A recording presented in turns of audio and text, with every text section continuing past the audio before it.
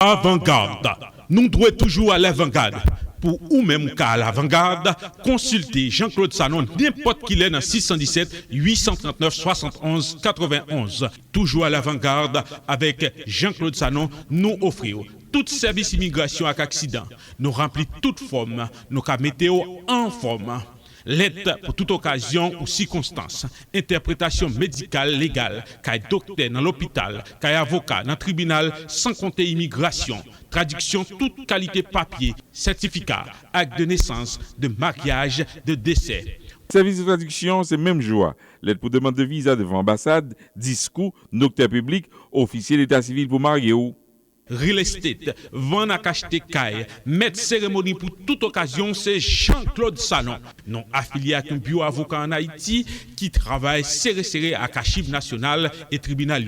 Service vite passé vent pour jugement acte de naissance tardive, acte de naissance tenant lieu, acte de décès, acte de divorce. Nous fait divorce tout sans qu'on pas besoin de payer ticket pour l'Haïti. Acte d'adoption, acte de mariage, civil ou religieux, extrait acte de naissance et de mariage, rapido presto, bon bagage sans problème devant immigration reconnu par l'État haïtien. Sans faux pas, consultez Avant-Garde. Jean-Claude Sanon dans 617 839 71 91. Nous opérons seulement sur rendez-vous dans le nouveau local, numéro 11 Rexford Street, Mattapan, Mass. Mes amis, mais James, il était étonné pour l'apprendre que tension li haut. Ça qui a fait, il fait tension. Qui donc, il était parlé avec docteur au sujet d'un chemin qui est bon pour santé pour le baisser tension. Il était suspend fumer, ça qui fait une grosse différence dans le genre qu'elle bat en général. Il diminue quantité de sel tout. Et puis, si vous avez étiquette sous manger qui indique grosse quantité de sel. En plus de ça, il marche 30 minutes, 5 fois par semaine, régulièrement. Tout bagage ça qui est bon pour santé, pas de facile. Même baisser tension, t'es vos efforts si là. Joindre plus d'informations concernant chemin qui est bon pour santé ça. Pour joindre aide pour casser suspend fumer, relais 1-800-784-46 69. Hey, it is the time that we join you on the bridge to really discuss the issue that pertains to your livelihood. And one of them is the new ad that you have just seen passing by, talking about your high blood pressure, keeping it under control, making sure that you do your exercise and so on and so forth, are detrimental, especially for us black people. So, if you are into that smoking cessations, do your very best to quit it because it's not going to help out at all with your health-wise. My name is Jean-Claude Sanon, the host for The Bridge, and I am so thrilled because I miss my friend, my co-host. After a little bit of vacation, she's back as sharp as you can see that he looks like today, reminding me when he was in his early 20s over at City Hall. Kevin Peterson is in the house with us when we're going to talk about politics, whether if it's here in Massachusetts or elsewhere. We want to certainly do some analysis together with you and bring you closer a little bit to what's going on. Welcome back, brother. Always good to be here. Yes, sir. Always. I know the card has been shuffled a little bit. Yeah. Here in Massachusetts, there's so much going on. We're having the sisters right now who are probably fighting for the seats, the different seats, whether it's the Senate or whether it's for the gubernatorial. But how did that strike you, Daniel Allen, last statement? Because it sounded so good that she was really coming in strong and she was the first person that launched into this. Yeah. So you would have assumed that she has, accumulated a little bit more meat on her shoulders just to carry on the task, but suddenly she gave up. Suddenly she gave up. Yeah. She was raising a decent amount of money, preparing herself to engage in the race, preparing herself to get on TV when that time became necessary. She was speaking to the issues with a certain clarity, and we were all surprised in some ways that she dropped out before even really getting into the thick of it. She claims that the process is rigged in some ways. The process of being nominated and getting on the ballot, it's not rigged. It's difficult, and it probably would seem very, very challenging for a first-time candidate such as herself. So I think she may have misunderstood how rigorous a task it is to run for governor. I'm sad that she's out of the race. I think that she would have brought a great deal of intellectual firepower and a great deal of charisma into a race against two, I wouldn't say entrenched politicians, but they were politicians who've been in the system for a while. So I think she would have shaken things up a little bit. It's sad that she's dropped out. Now let's look at the reasons why such a decision has been made, because I think she had all the cadre needed in order for her to achieve that goal, but not knowing that fundamental process is to me, I don't see why this would be one of her main reasons, because there is a caucus and there's delegates being chosen to go into the caucus, and you have to have a certain margin of percentage for you, at least 15%. I thought that's what it used to be. To get on the ballot. To get into the ballot. At the Democratic convention, yes. So why, and she's been at this for the longest than everybody else. You'd have assumed that she's probably had what's she was needed among to make the it. first to enter the race. Right. But just in terms of being in electoral politics, running for office across the state, she has the least experience among the other three, other two that are well known. Maura Healey and Sonia Chang Diaz, a state senator and a statewide office holder. And she never ran for public office herself. She's never run. And when candidate Healey got into the race, kind of shaking up the whole tree. The polls immediately showed, the massing polls showed that she had a commanding lead with Danielle Allen at less than 5% and Healey at about 40%. That's a daunting poll to read. If I'm Danielle Allen, I'm not sure if I feel confident about moving forward. So think she must have been intimidated. I think she was intimidated about the, and rightly so. Healey brings in statewide experience. She's run before. She knows people from the Cape to the Berkshires. She knows how the system works in terms of the Democratic Party wrangling that you have to do in order to garner those delegates to get on the ballot. It's a very sophisticated game, so to speak, and not for those who are faint-hearted or those who think it's easy and that they can get by only on their smarts, which Danielle Allen really is, a very smart woman, but it takes a lot of experience and it takes connecting with people within the state apparatus to get over those humps. And especially with the coffers of Maura Healey. Yes. Which is bigger than anybody else, so that also creates a scary factor for anyone who intends to challenge her or anything like that. But is that enough for her to win?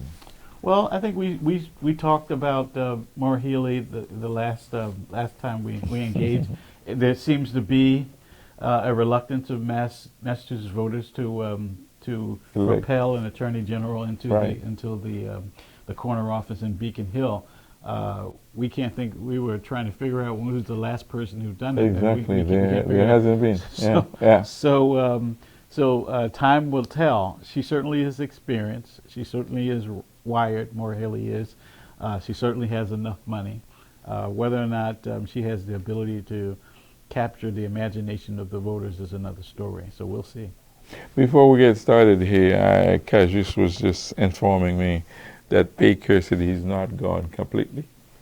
He's still going to be around, maybe raising money for both Well, I would imagine Republican and Democrat. And Democrat, but I would imagine that Baker will try to keep his hand in play in terms of stabilizing the Republican Party, which is so vulnerable to the radical right, to the Trump-like right in this state.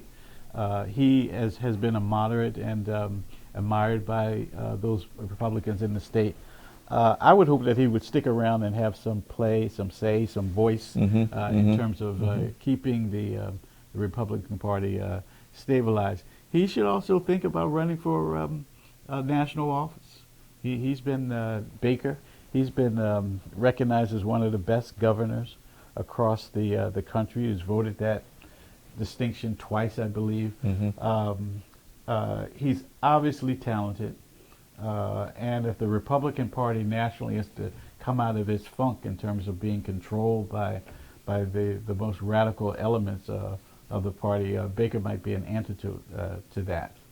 Now, I know Massachusetts certainly is the bastion of Democrat. There is no if or buts about it. But however, what can the Republican Party really do to really garnish more people to come into their side? In Massachusetts, I don't think they can do much in terms of what the Republican Party looks like nationally. I think their success in the future is doing what Baker has done over the last 7-8 years, to moderate towards the Democratic Party, to assume some of its policies, and not go too far to the right. Otherwise, you'll wind up sort of extinguishing yourself as a Republican Party. So the Republican Party is very much vested in its connection to the Democratic Party in this state. I think Baker still should look at what options might be nationally in terms of Republican work in the party. I don't know what ever happened before because I didn't dig into the segment of history just to find out. But what are the chances after 2 terms of a Republican for us to get another one to come into office right after?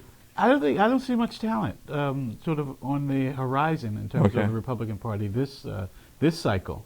It's a very, very weak bench, as they say. No stars have emerged in any significant way. I think that Massachusetts will more than likely elect a Democrat into the governor's seat this cycle. I don't see any Republicans, whether they're known now or unknown, sort of emerging in a way that's going to capture the imagination of the electorate. Let's count on having a Democratic governor next year. The last time that you were here, we were looking at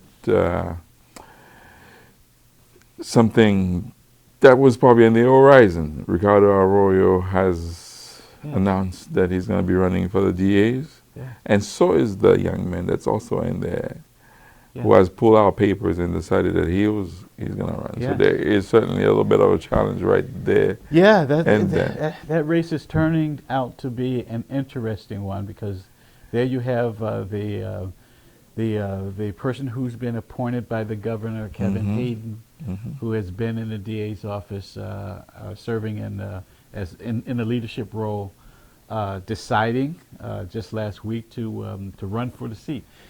He has a tremendous advantage just by having that seat.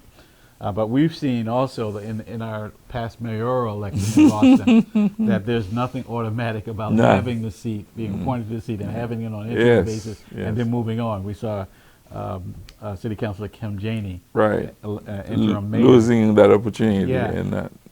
Kevin Hayden is well respected around the city, around the law enforcement community. I've worked with him as I did work at some leadership work at the Baker House in Dorchester. Kevin Hayden was the listen, this is the area where I grew up. Okay. Yes. So because I'm a Silver Street boy, so therefore I knew about the Baker's place. So I think that it's not inconceivable for someone like Kevin Hayden to run out of that interim position and be elected.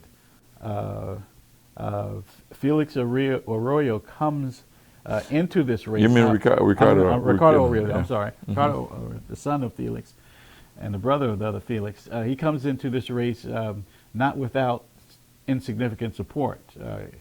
Former interim mayor Kim Janey supports him, and a number of members of the Boston City Council supports Arroyo. Endorsements don't vote. But they certainly give you a certain kind of cachet and legitimacy. So time will tell in terms of how those how that support that will Ricardo has right. garnered, Yeah. how it will pan out. However, those are the two, and I am quite sure there are others in the back burner that's going to be coming up. Yeah. Because we cannot wave the flag saying that Florida is not going to. Yeah. And if Florida does, it really creates a chaotic situation for the other two. So That's I right. don't know how they're going to maneuver this. Flaherty has shown some. Michael Flaherty, currently Right. the citywide city councilor, has shown some interest in that seat for a long time. He was part of that staff, the DA staff, at some point in the 90s and the early 2000s, as he switched back and forth from the city council. So I wouldn't count Flaherty out. In fact, I would count him in. I would expect that he's going to run. But as I see that field currently, I think it's wide open, with Kevin Hayden having some advantage in terms of being the incumbent. Yeah, and if he does get the backup of the governor also, with that major coffers of his, so that might be. That's right. That's right. That's an additional advantage. I'm not sure if Baker has committed to publicly endorse anyone in that race, but to the extent that he appointed Kevin Hayden to that position, it's likely there'll be some backdoor sort of endorsement from Governor Baker. I would count on that. Yeah. Looking forward to what is going on right now. I know that there are the two young ladies into the race right now, probably with the third person as far as the Senate race. Yes, the second Suffolk Senate district, which has been in this past cycle sort of reconfigured. It's a differently drawn district that now extends from Lower Roxbury, the upper part being Lower Roxbury, and the lower part being Mattapan and Roslindale and Hyde Park. You have Nika Elgato, who's the state rep. Right. She's running. People are taking her seriously. Liz Miranda, the state rep out of the 5th Suffolk District, overseeing the Dudley and Bowdoin Geneva area. She's Cape Verdean, of Cape Verdean descent. Strong in her district. She's leaving her seat. Both actually are leaving their seats in the House of Representatives to run for the state Senate. I think that's going to be a contested race. I think both of them have individual strengths. And similar followers to it. Yeah. So. I don't think a male has emerged in that race yet. A black or white male running for that Senate. I don't think anyone has declared. So it's likely that seat's going to be filled by a woman of color. So we'll be watching that throughout the throughout the summer and into the fall. The New Democracy Coalition, we helped craft that district, working with Senator Brownsberger, who's chair of the redistricting committee. We put a lot of work and energy in terms of bringing that district back into form. It was divided through Dorchester. Now those communities have been made whole. We will continue to be invested in that district in terms of voter registration and voter turnout in a nonpartisan way this year. Yeah, so much going on. And very often when folks are leaving their positions to run for public office, and if they are leaving office, so that means their position will also be creating interest from other folks who wants to run. Yes. So when we be looking at a race for rep soon following that. Yes. 5th Suffolk District is a race that's going to be wide open. Some people are thinking about getting in. No one has declared a potential individual who's considering jumping in the race is Chris Worrell, the brother of Brian Worrell, who was just elected to the Boston City Council. Chris Worrell is the older brother. There's talk that he may jump into that state rep race in the 5th Suffolk District, and we'll see who else gets in. It's a seat that's been held by prominent Well, Lydia Edwards' seat also becomes available. Yeah, right? yeah. That's another seat out in, Right. that's sort of based in the city council seat. That's sort of based in East Boston. That becomes open not this year, but the next year. If there's not a special election, there may be a special election. Is she fitting in both shoes right now? She's in both seats. She's holding Okay. the state senate seat and That's the interesting. city council seat. There's some arcane state rules that allow her to do both at the same time, and the city will have to find out when it can hold a special election, if in fact it holds a special election. So things are open. So which may both on the also city become council. the same situations for District 5, Mhm.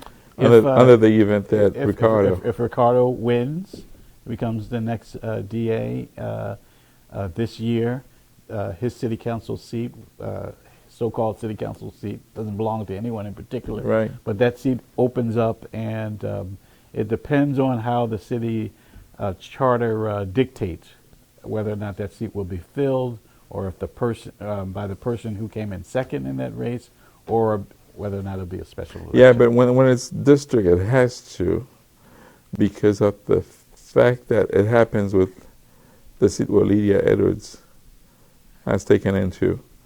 But if it was, I think if it was at large, in this case, the fifth runner-up would just automatically be occupying the time frame within that. Yeah, I but think we that's had what the some charter yeah, said. well, we had something interesting. So it's the case law for me isn't very clear. Okay. We had the instance where City Councilor Kim Janey advanced into the mayor's seat, Right. and that seat was left open. There was no special election in District 7 to fill that seat for the time being. Okay. So there are dates that become triggers. Okay. That necessitate that seat, those district seats opening up for a special election,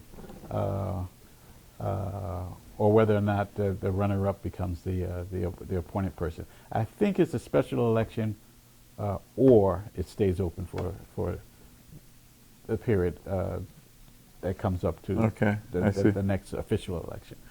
I see. Yeah, Well, it's a we gotta case get some study. lawyers- we gotta get some lawyers It's a in case here. study that we got. Yeah, That's right. we got to certainly review this and see what's going on. Yeah. I know we are getting closer to the end of this first segment together with Kevin. However, it seems like Biden is having one of the toughest hurdle in his hand, Yeah. which is the Ukraine, Yeah. and with Mr. Putin, who Yeah. is playing the game together with China. It's putting America into a very bad spot. So He's having the first tough year, Biden is, internationally and domestically, with his inability to achieve some major domestic goals and vision for the administration. More poignantly, for me at least, the voting rights legislation down the drain. and that would have uplifted him a lot. That would have been major, and the legislation connected to supporting the people, the human infrastructure in this country down the drain. We got the physical infrastructure bill done, but there was supposed to be something bigger that invested in people and their livelihoods. That's not going to happen. So he's had a tough year, and it's unfortunate that the Republicans have not been kind to his what was supposed to be his honeymoon. The tradition historically has been to allow the president who was elected by the opposite party, allow that person some leeway so that they can get an agenda passed. But Biden has not had much success in this regard, and the situation in Ukraine remains murky every day. It doesn't seem as if that will end well or end anytime soon.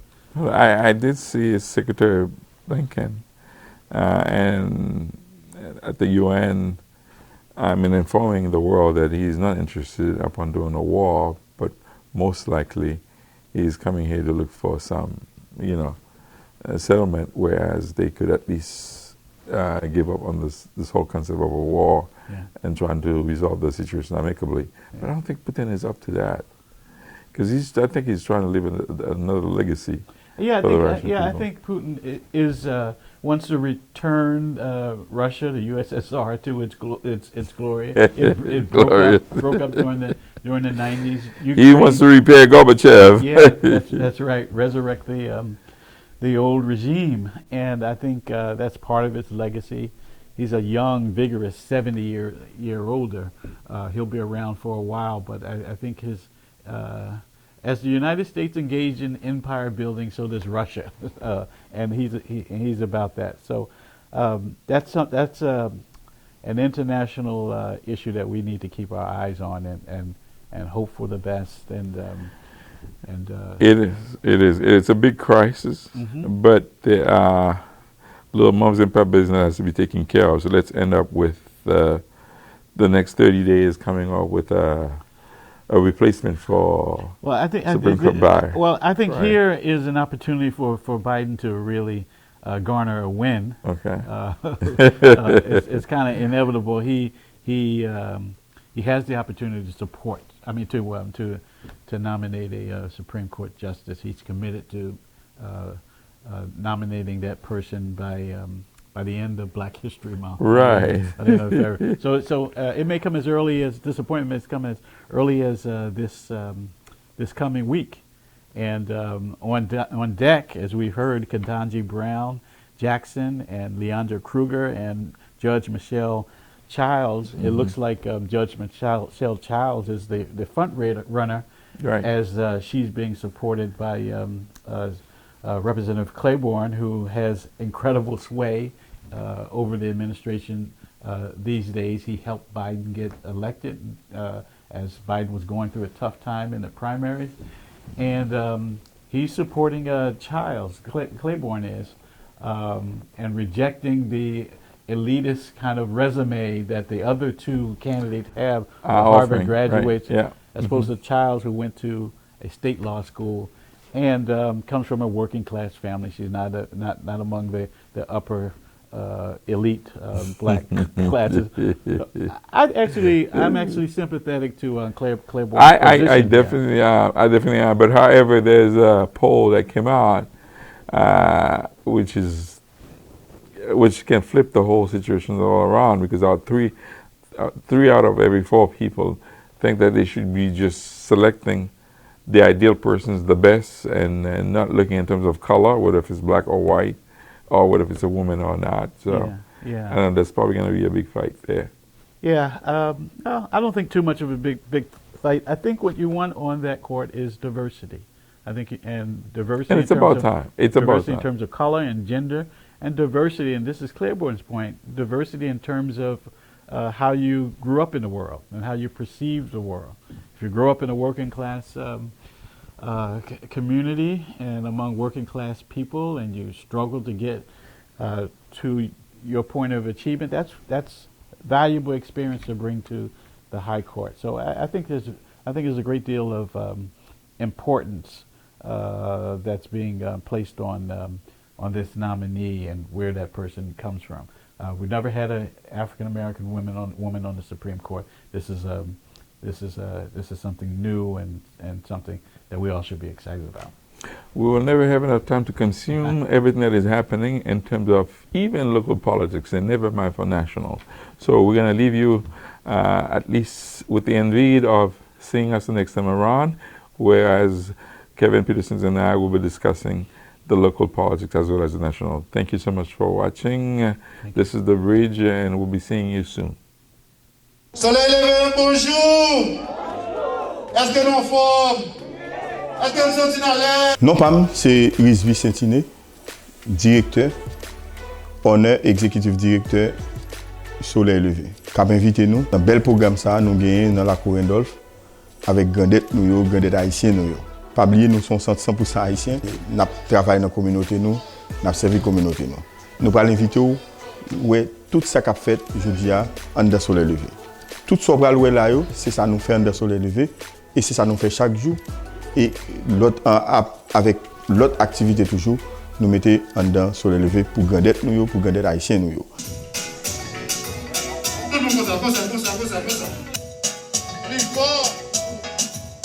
Encore. Ouais, genre exercice la fête en dedans soleil levé. Exercice ça sont un exercice sur le vitamine B12 et vitamine ça me kadou depuis grandir yo pas jeune yo t'a perdu exercice ça, yo senti yo malade pour journée. Deuxièmement, l'autre activité nouvelle, nous fait bingo, nous jouer domino, nous jouer cartes, nous fait toute l'autre activité, yo passer beans, yo passer tigandiri qui avec poids, yo fait toute qualité activité en dans soleil. Là au fini, nous servi yo snack yo et nous passer de l'eau, nous bail au snack. Après ça, ou capable ouais dans kitchen ça cap passer et dans kitchen qu'on a là ouais manger à préparer ouais et staff yo cap préparer là William et madame regarde cap fait manger et madame maison cap préparer yo fin fait manger y a ranger y a clean et là on passer dans nursing qu'on a là ouais et nurse yo nous gagne nurse yo et monsieur Macula David et l'autre nurse yo nurse Berlin nurse Roselle qui là cap bail bon sur avec grandette nous yo et comparer service ça avec l'autre nous même n'a travail n'a bail bon service n'a bail bon qualité service bon bagage pour nous faire tout haïtien fier et de tête yo de yo même avec grandette nous j'en a servi grandette nous et grandette nous l'aime de ça nous pas oublier nous dans période nous là son période qui est très fragile c'est période Covid-19 tout moun yo avec face shield yo gen marché nous respecter tout principe social ça demande yo tout guideline yo et alors pour nous capable assurer nous que grandette yo fait ça et vinn et programme nan Jean revenir c'est comme ça retourner c'est ça que fait nous un petit slogan dedans nous pas prendre nous pas bail service transportation avec un